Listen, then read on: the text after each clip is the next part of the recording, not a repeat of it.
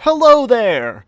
If you'll recall from last episode, the insane Archangel Avacyn, Innistrad's last guardian, has been destroyed by her creator, Sorin Markov.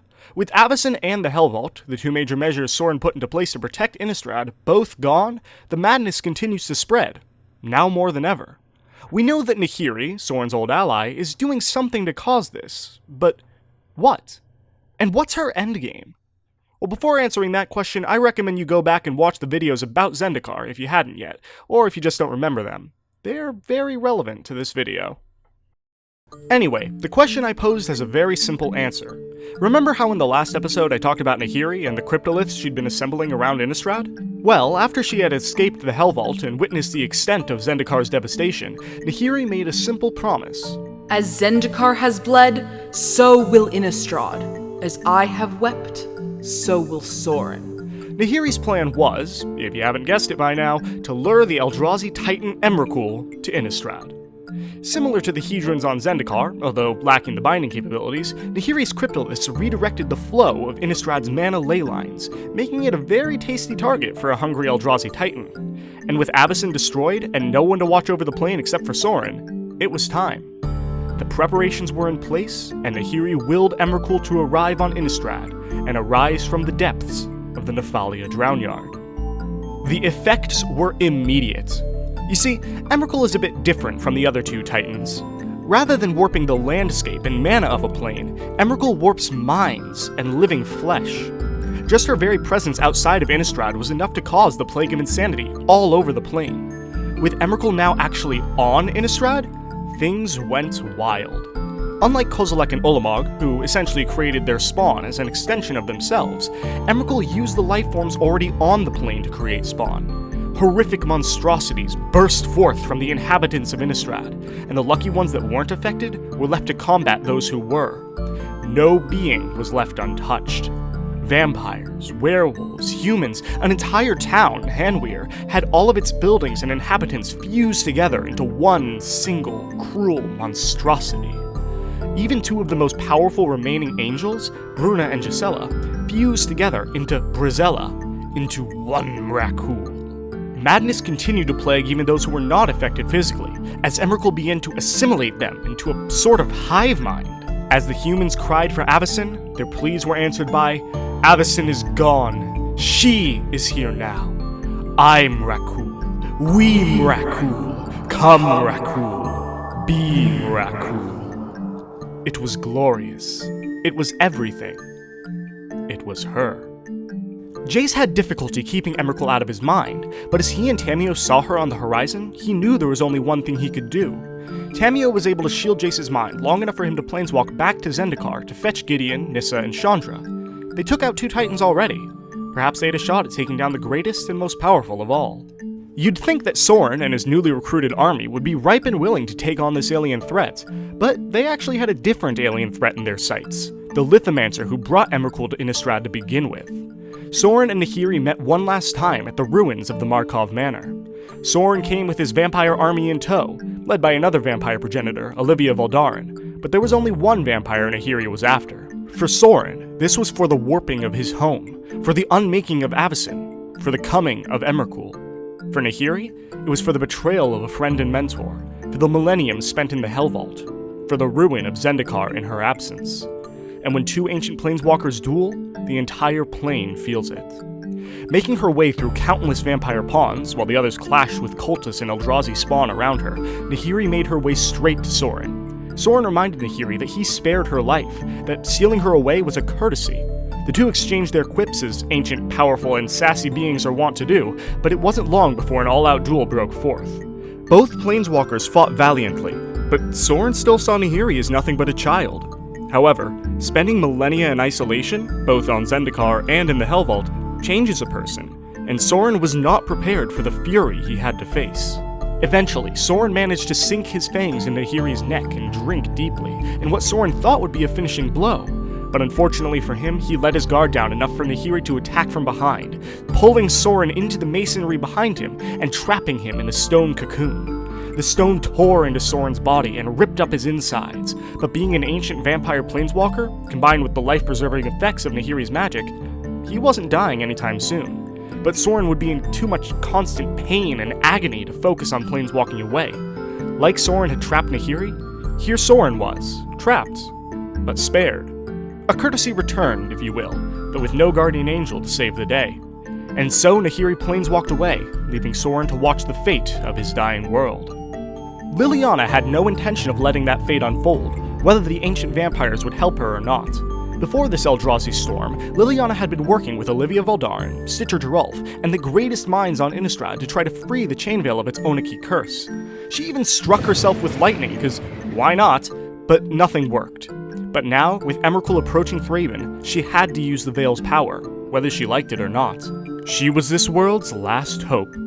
Even before Liliana could get to work, Thraben had already transformed into a battleground. The vampires, led by Olivia, who with Nahiri gone left Sorin to rot in his rock, worked with the Cathars, Innistrad's elite holy soldiers led by Thalia, to combat the corrupted and twisted former denizens of the city. Thalia herself went into battle decked out with Avacyn's own spear, the blessing and guidance of an ancient spirit, the Geist of Saint Traft, and a hippogriff serving as her mount. She, assisted by Sigarda, the last sane archangel, managed to take down Brazella and the other angels of the newly corrupted Flight of Nightmares. But as Emrakul arrived on Thraben, the tide of the battle turned to annihilation, and the Gatewatch finally arrived to do their part. The plan was simple, same as last time, right? A lot of fire. After making their way into Thraben, Nissa set up the Managlyph as planned, but the mana ley lines of Innistrad were still being directed by the Cryptoliths, not to mention that Nissa wasn't anywhere near in tune with Innistrad as she was with Zendikar. Nissa was not able to control the ley lines. The glyph failed, and the Gatewatch were quickly overrun by Spawn. They needed a plan B, and fast. Luckily, that plan B was quickly provided by Liliana. She had used the Chainveil's powers to raise a continental army of zombies, and, waiting until Jace needed her to save him, sicked them on the Eldrazi horrors. Liliana provided death in this tumultuous landscape of twisting life, and her foes could not escape. But Emrakul was not a normal foe. As Tamiyo arrived to help out, Emrakul unveiled her true power.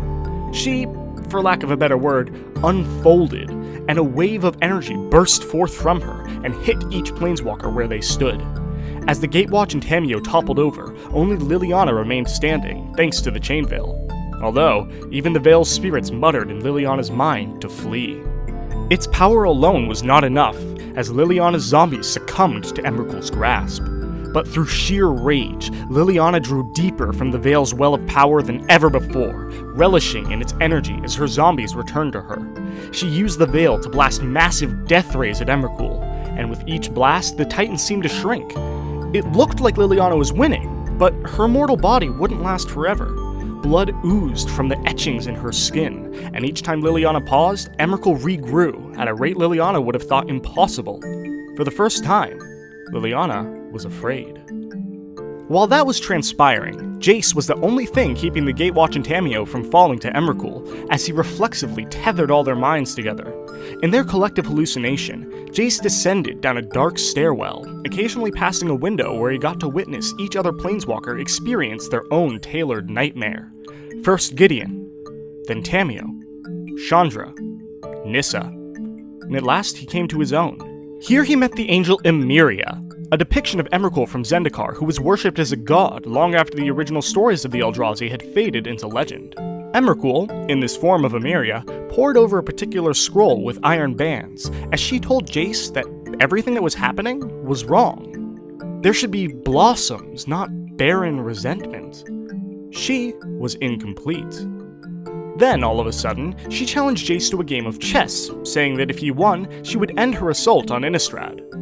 In response to Jace's subsequent checkmate, however, Emeria took control of his pieces, reversing the state of the game. At Jace's protest, she simply said, "They are all my pieces, Jace Beleren. They always were. I just no longer want to play."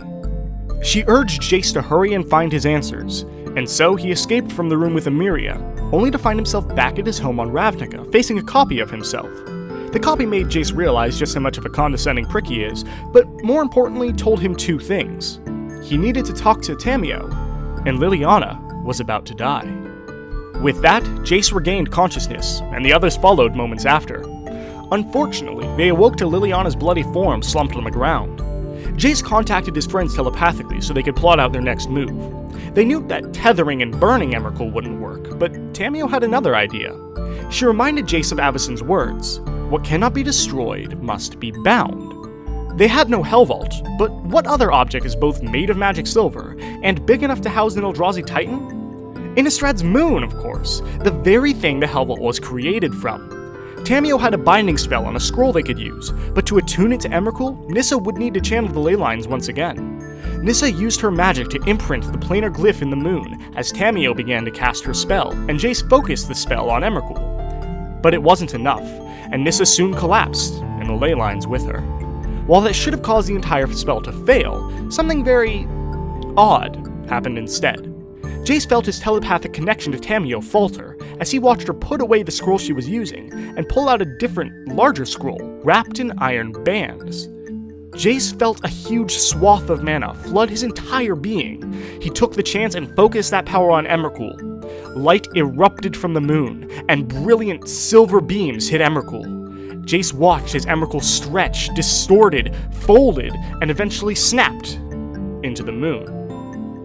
The job was done, and Emrakul was sealed away, leaving behind nothing but the scar of the planar glyph. Had they really won? It's hard to say. Tamiyo didn't think so. She confided in Jace that what had happened in those moments where the ley lines failed was that she felt Emrakul take control of her very being and use that special scroll, the one she had been studying in Jace's hallucination. Emrakul sealed herself in the moon by her own volition. As she had told Jace, they were all her pieces. She just no longer wanted to play. It wasn't her time. Not yet. Gideon invited both Tamiyo and Liliana to join the Gatewatch, and while Tamiyo refused, Liliana, perhaps surprisingly, accepted. If she could do what she needed to do without having to rely so much on the Chain Veil, it was worth it. And so, the Necromancer joins the party, and the world is saved once again. More or less. Thank you so much for watching this video. I realize this one is a tad bit longer than the videos leading up to it. I try to keep these as short as possible, but it can be difficult to trim away all the fat without tearing into the meat, so to speak. The next several videos will be a bit like this as well, as there are more specific, intricate details in the upcoming stories. They're basically shifting away from being about the broader events on the world, and focused more instead on the activities of the Gatewatch and the relationships between the characters. Although this shift is not permanent. Anyway, let me know what you think the ideal video length is in the comments down below. And remember, you can always check out the official stories on wizards.magic.com/story. Thank you so much for watching, and I'll see you next time.